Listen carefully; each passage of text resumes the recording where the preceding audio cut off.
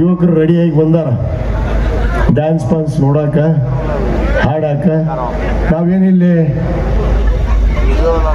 ಏನು ಯಾರ್ದೋ ಒಂದು ಖುಷಿಗೆ ಅಥವಾ ಏನೋ ಒಂದು ಅಸಹ್ಯ ಮಾಡೋದಕ್ಕೆ ಅಥವಾ ಈ IPL ಆಡಿಸುವಂತ ಏನೋ ಒಂದು ಮೂಲ ಉದ್ದೇಶ ಇಟ್ಕೊಂಡು ನಾವು ಯಾವತ್ತೂ ಜೀವನ ಮಾಡೋದಿಲ್ಲ.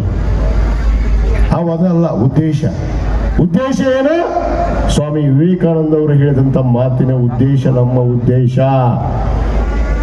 ಯುವಕರನ್ನೇ ಬಡದೆಬ್ಬಿಸ್ಬೇಕು, ಯುವಕರನ್ನೇ ಮೇಲೆತ್ತಬೇಕು, ಕ್ರೀಡಾಪಟುಗಳನ್ನಾಗಿ ಮಾಡಬೇಕು, ವಿದ್ಯಾವಂತರನ್ನಾಗಿ ಮಾಡಬೇಕು.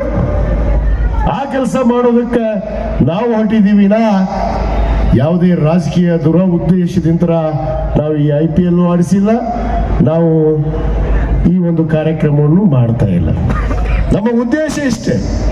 ಯುವಕರಿಗೋಸ್ಕರ ಆಯೋಜನೆ ಮಾಡಿದ್ವಿ ನಾವು. ಮೊನ್ನೆ ಡಾಲಿ ಧನಂಜಯನ್ ಕರೆಸಿದ್ದು, ಸಪ್ತಮಿ ಗೌಡ ಬಂದಿದ್ರು, ರಾಗಿಣಿ ದ್ವಿವೇದಿ ಬಂದಿದ್ರು, ಸಂಜನಾ ಬಂದಿದ್ರು, ಅನೇಕ ಜನ ಎದಕ್ಕೆ ಬಂದಿದ್ರು? ಅವರು ಈ ರಾಜ್ಯದ ಚಲನಚಿತ್ರ ನಟರು. ಇವತ್ತು ನಿಮ್ಮನ್ನೆಲ್ಲ ಹುರಿದುಂಬಿಸಿ ಈ IPLಗೆ ಇವತ್ತು ಚಾಲನೆ ಕೊಡಕ್ ಬಂದ್ರೆ ಅಲ್ಲಿ ಡ್ಯಾನ್ಸ್ ಮಾಡಿಸ್ತಾರ ಅಂದ್ರು, ಇಲ್ಲಿ ಬೆಟ್ಟಿಂಗ್ ಮಾಡಿಸ್ತಾರ ಅಂದ್ರು. ಅನ್ಕೊಳ್ಳಿ, ನಾ ಹೇಳ್ಬಿಟ್ಟು ಅವ್ರಿಗೆ ಉತ್ತರ ಇಲ್ಲ ನನ್ನ ಹತ್ರ. ಅದಕ್ಕೆ ಗದ್ದಿಕೇರಿ ಸರ ಕೊಟ್ರ ನಾನು ಉತ್ತರ ಕೊಡೋದಿಲ್ಲ. ಅದಕ್ಕೆ ಈ ಸಂದರ್ಭದಲ್ಲಿ ಹೇಳೋದು ಇಷ್ಟೇ, ನಮ್ಮ ಉದ್ದೇಶ. ನಮ್ಮ ಗಣಿ ಸಾಹೇಬ್ರು ಆಗಾಗ ಮಾತಾಡ್ತಿರ್ತಾರೆ, ಉಸ್ಮಾನ್ ಗನಿ ಹುಮ್ನಾಬಾದ್ ಸಾಹೇಬ್ರು ಒಂದು ದಿವ್ಯ ಕುರಾಣದ ಮಾತು ಹೇಳ್ತಿರ್ತಾರ. ಅವರು ಅದನ್ನ ಎಂದೂ ಮರೆಯಾಗಿಲ್ಲ ನಾನು.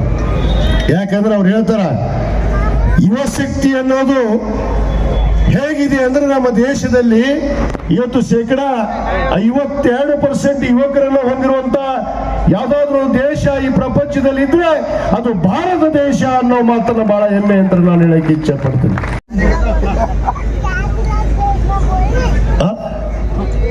ಸ್ವಾಮಿ ವಿವೇಕಾನಂದರು ಹೇಳ್ತಾರಲ್ಲ, ಎದ್ದೇಳಿ ಯುವಕರೇ ಎದ್ದೇಳಿ, ಎದ್ದೇಳಿ ಯುವಕರಿಗೆ ಹೇಳಿದ್ದದು ಮುದುಕರಿಗೆ ಹೇಳ್ತಾರೆ. ನೀನು ಹಾಸಿಚ್ಕೊಂಡು ಇವತ್ತ ನಾಳೆ ಅನ್ನೋರಿಗೆ ಯುವಕರಿಗೆ ಹೇಳಿದ್ದದು, ಎದ್ದೇಳಿ ಯುವಕರೇ ಎದ್ದೇಳಿ, ನಿಮ್ಮ ಗುರಿಯನ್ನ ಮುಟ್ಟವರೆಗೂ ನೀವು ಹಿಂದೆ ತಿರುಗಿ ನೋಡದಿರಿ ಅನ್ನೋ ಮಾತನ್ನ ಇವತ್ತು ಸ್ವಾಮಿ ವಿವೇಕಾನಂದ ಅವರು ಹೇಳಿದ್ದಾರೆ. ಈ 3 ವೇದ ವಾಕ್ಯ ಯುವಕರಿಗೋಸ್ಕರನೇ ಇದೆ. ನಾವು ಅರ್ಥ ಮಾಡ್ಕೋಬೇಕು. ನಾನು ಯುವಕ ಅಂತನೂ ಭಾವಿಸಿನ, ನಾನು ಮುದುಕಲ್ಲ. ಯಾರ ತಿಳ್ಕೊಂಡಿದ್ರೆ ಗ್ರೌಂಡ್ನ್ಯಾಗ ಬರ್ರಿ, ನಾನು ತಾಕತ್ ತೋರಿಸ್ತೀನಿ. ಬೇರೆ ಕಡೆ ಅಲ್ಲ, ಗ್ರೌಂಡ್ನ್ಯಾಗ ತೋರಿಸ್ತೀನಿ. ಗ್ರೌಂಡ್ನ್ಯಾಗ ಬರ್ರಿ, ನಾನು ತಾಕತ್ ತೋರಿಸ್ತೀನಿ. ಏನಪ್ಪ 3 ಓವರ್ ಮಾಡೀನಿ. 3 ಓವರ್ ನೀ ಮೊನ್ನೆ ಅದು 4 ಓವರ್. ಸುಮ್ಮನಿರು. ಇವತ್ತು 3 over ball 2 wicket. Batting not out, 12 over not out, 32 run ಹೊಡೆದೇವಿ. ಈ ತಾಕತ್ ಯಾರಿಗಾರಿದ್ರು ಬಾ ಅಂತ ಹೇಳಿ ಅವರಿಗೆ ಗದ್ದೆಂಗೇರಿ ಸರ್ ಹೇಳ್ಯಾರಲ್ಲ ಅವ್ರಿಗೆ, ಅವ್ರ ತಾಕತ್ತು ದಮ್ಮು ಮಾತಾಡ್ತಾರಲ್ಲ. ಬರ್ರಿ ನಾಳೆ ವೀರಮಣಿ ಕ್ರೀಡಾಂಗಣಕ್ಕೆ ನಿಮ್ಮ ತಾಕತ್ತು ದಮ್ ಇದ್ರೆ ತೋರಿಸ್ತೀನಿ. 2 ಓವರ್ ಆಡ್ರಿ ಸಾಕು, ಅಪ್ಪ ಮಗ ಕೂಡಿ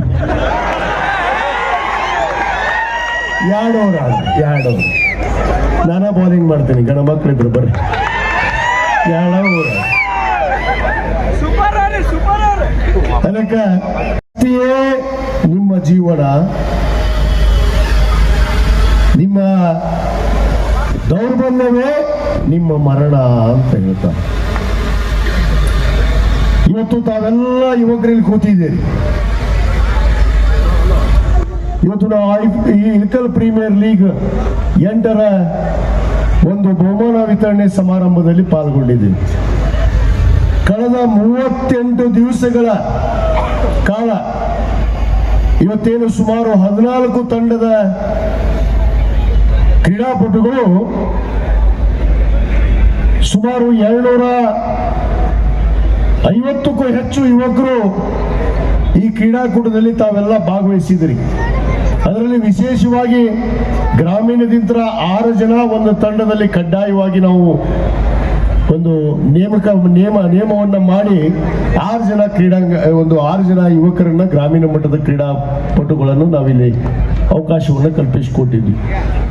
ನಾನು ಒಟ್ಟಾರೆ ಹೇಳುವಂತ ಮಾತು ಏನಂದ್ರೆ, ಈ 250 ಯುವಕರು ಇವತ್ತು ಹಚ್ಚಿದಂತ ನಿಮ್ಮ ಶಕ್ತಿ, ನಿಮ್ಮ ತಾಕತ್ತು, ನಿಮ್ಮ ಒಂದು ಯುವಕರ ಒಂದು ಸ್ಫೂರ್ತಿ ಇವತ್ತು ಈ IPL ಸೀಸನ್ 38ಗಳ ಕಾಲ ಯಶಸ್ವಿ ಆಗಿದೆ ಅನ್ನೋ ಮಾತನ್ನು ನಾನು ಮತ್ತೆ ಮೊದಲು ಹೇಳಕ್ಕೆ ಇಚ್ಛೆ ಪಡ್ತೇನೆ. ಅದಕ್ಕೆ ಸ್ವಾಮಿ ವಿವೇಕಾನಂದ ಅವರು ಹೇಳ್ತಾರ, youths R not useless, youths R not useless, youths are useless ಅಂತೇಳಿ. ಇದರ ಅರ್ಥ ಏನಂದ್ರೆ, ಯುವಕರು ದರಿದ್ರಗಳು ಅಲ್ಲ,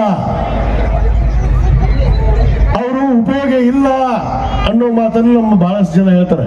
ಏನ್ ಬಿಡ್ರಿ ಯುವಕರು ಬರೀ ಚೀಟ್ ಹಾಕ್ತಾರ, ಮೊಬೈಲ್ ನೋಡ್ತಾರ, ಸೋಷಿಯಲ್ ಮೀಡಿಯಾದಾಗಿರ್ತಾರ, ಯುವಕರು ಅಂದ್ರೆ ಉಪಯೋಗ ಇಲ್ಲ ಅಂತ ಅನ್ನೋ ಮಾತನ್ನ ಸಹಜವಾಗಿ ಮಾತಾಡ್ತಾರೆ. ಅದಕ್ಕೆ ಸ್ವಾಮಿ ವಿವೇಕಾನಂದ ಅವರು ಹೇಳ್ತಾರ, youths R not useless, youths are useless ಅಂತ ಹೇಳಿ ಹೇಳ್ತಾರೆ.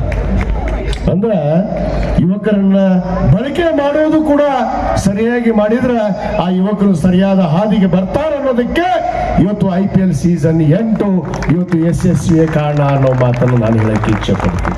ವಿವೇಕಾನಂದ ಹೇಳ್ತಾರೆ, ಯೂತ್ಸ್ ಆರ್ ನಾಟ್ ಯೂಸ್ಲೆಸ್, ಅವರು ಉಪೇದಪ್ಪಿಗಳಲ್ಲ, ಅವರು ನಿರುಕ್ತ ಅಲ್ಲ, ಅವರನ್ನ ಸರಿಯಾದ ರೀತಿಯಲ್ಲಿ ಬಳಕೆ ಮಾಡಿದ್ರೆ ಯೂತ್ಸು ಕೂಡ ಯೂಸ್ಡ್ ಆಗ್ತಾರೆ ಅನ್ನೋದನ್ನ ಸ್ವಾಮಿ ವಿವೇಕಾನಂದ ಅವರು ಹೇಳಿದ್ದಾರೆ.